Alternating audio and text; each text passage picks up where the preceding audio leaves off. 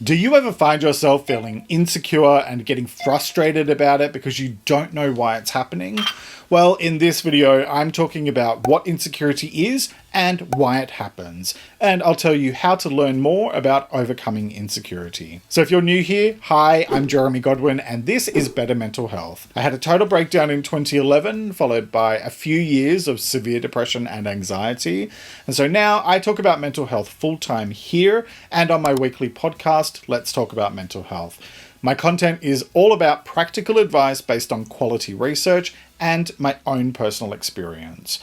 All right, let's talk about insecurity. And let's be honest, everyone has something that they're insecure about. Everyone. I'll guarantee you that even those super confident people who might be bordering on narcissism are never 100% secure about every aspect of themselves. In healthy doses, insecurity can actually serve to make you think before you jump headfirst into things.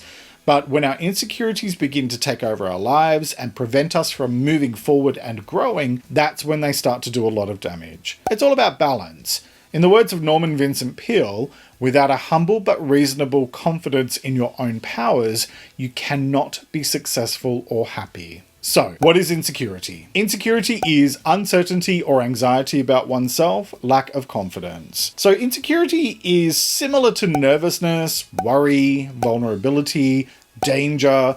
So it can do a lot of damage if we let it control us or hold us back. So what causes insecurity? Well, there are lots of different causes, and some of the common ones are traumatic events, relationship breakdowns, financial difficulties, failure, social anxiety, perfectionism, past criticisms, especially from loved ones, negative self-talk, especially where that inner voice becomes overly critical, and more. Now, for some of us, insecurity can be rooted in past traumas, difficult childhoods, or being bullied.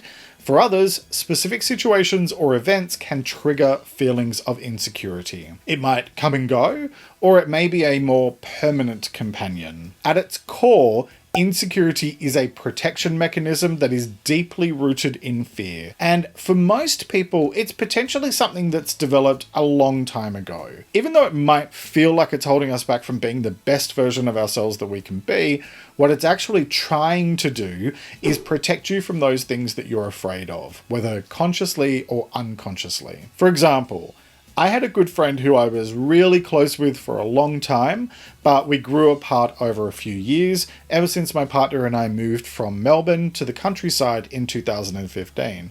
And now she doesn't even respond to my messages. It's one of those things that can actually trigger a whole bunch of insecurities, like, is it me? Did I do something wrong? Am I just completely unlikable? A lot of that happens because our egos get involved and it makes it all about us. And also because there are such intense feelings attached to that kind of situation or event. But over time, those strong emotions of insecurity begin to fade and you could look at things more objectively. In my case, it meant recognizing that sometimes friendships just fade. And that one ran its course several years ago. Sure, it's sad, but that's life. We change and our circumstances evolve and we grow apart. It might feel personal, but it's not. But I'm sharing this because for me, this is an example of something that often triggers my own insecurities around rejection. My father left when I was 7 and he remarried, so I felt completely rejected at a young age, and I rarely ever saw him right up until he passed in the late 90s. And also, I find it tough to make new friends because I was blessed with crippling social anxiety, as well as when I was younger, being seen as different and weird sometime, which is something I talked about in this video, which is linked below. Feeling rejected sucks. And it's a big topic that I'll actually explore in its own episode over the next couple of months because I don't want to get too sidetracked today. So let's go back to insecurity and let's talk about why understanding insecurity matters. And it matters because feelings of insecurity can trigger defense mechanisms, which are internal and external behaviors that can kick in as a means of trying to protect ourselves from hurt or pain. There's a really fascinating article written by a US psychologist, Leon Seltzer, about defense mechanisms and getting them under control, in which they write, your defense mechanisms can be defined broadly, not just psychoanalytically, as repression, denial, displacement, projection, and the like, but also as excessive people-pleasing, an overgeneralized distrust of others, an almost reflexive avoidance of intimacy, procrastination, passive aggression, selective inattention or forgetting, or being afflicted with a super harsh or strident inner critic. Such defenses arose in the first place because at any particular moment, whether rationally or not, you experienced an extreme threat. And I'll put the link to that article from 2020 in the description below. The reason why I shared that is because whether or not we like to admit it, our deepest fears and insecurities have a habit of niggling away at us and bubbling back up to the surface whenever we feel threatened, unless we take the time to confront them, process them, and release them, which is a process I call mental CPR.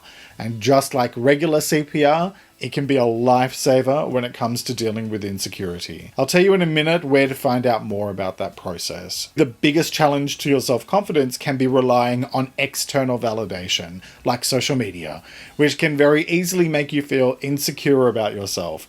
So I strongly encourage you to consider switching off more often, or at least turning off notifications and anything around likes, because those sort of things can drive us into this constant cycle of trying to please others through what we post and share, rather than focusing on our own internal life satisfaction. And you know what? Life is just way too short to care what other people think. As long as you are kind and you're not doing harm to others or to yourself, then you do you, and to hell with what other people think. Look, I get it. Confronting your insecurities can be terrifying because our brain actually thinks it's protecting us, but it's actually making life a lot more difficult for you than it needs to be. Which means you need to confront your insecurities and you need to challenge them. Which of course is terrifying, and that can heighten your insecurities further. But sometimes you have to go through it to get through it. And if that means that things might get a little bit worse before they get better, then that's okay, because it's an investment in your future, and ignoring your feelings doesn't actually work anyway. This is not something that you have to go through alone. Work with a counselor or therapist who can support you through it. So please, start this work, and once you start it, keep going, even when the going gets tough, because it will eventually get much, much better. So how do you do that? Well, you start by reminding yourself that thoughts are not facts, because they're not. And then you remind yourself that emotions stem from whether or not our needs are being met. So if something hurtful is happening or has happened, it can make you question almost everything because you feel hurt and like you're not valued. So it's about understanding that. And then it's about confronting, processing, and releasing those feelings, which is something that I explain how to do in this video. So click the link to watch that next. And you'll find even more advice on managing your well-being in my weekly podcast, Let's Talk About Mental Health. It's linked in the description below. Thanks so much for joining me today. Take care and talk to you next time.